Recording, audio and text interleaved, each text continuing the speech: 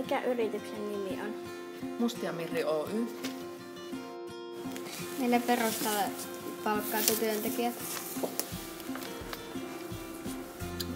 Työkokemus, koulutus, olemus.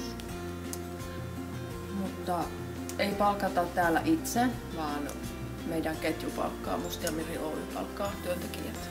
Eli se ei tavallaan ei ole meidän asia ollenkaan täällä tässä yrityksessä. Mitä teet tässä työssä? Myyjä, ammattinimike. Eli myyn eläintarvikkeita, ruokia, leluja, välineitä. Kuuluu paljon muutakin kuin myynti. Asiakaspalvelu on tietenkin suurin osa tätä työtä. Sitten on kuorman purkua, tilausten tekemistä, inventointia, hinnoittelua, siivoamista.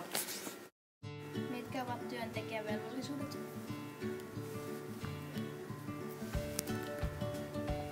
Tehdä sitä työtä, mitä työsopimuksessa on sovittu työnantajan kanssa tehtäväksi. Eli mitä siellä lukee, niin sitten huolehtii niistä asioista. Ja tietenkin olla ahkera, tunnollinen, täsmällinen ja noudattaa niitä yrityksen arvoja. Viihdytkö tässä työssä ja mikä siitä tekee mukavaa?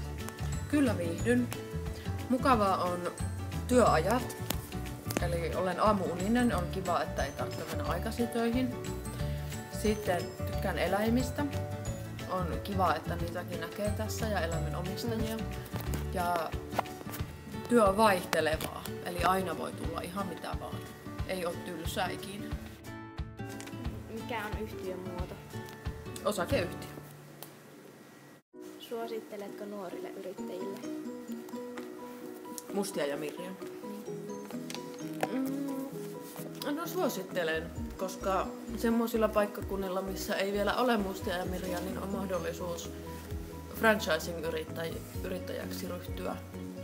Mutta franchising-yrittäjyys on helpompaa, koska siinä on tavallaan formaatti ja kaikki mietitty valmiiksi sun puolesta, mutta aina suosittelen yrittäjyyttä, koska jos yhtään tuntuu siltä, niin kyllä se on hyvä asia.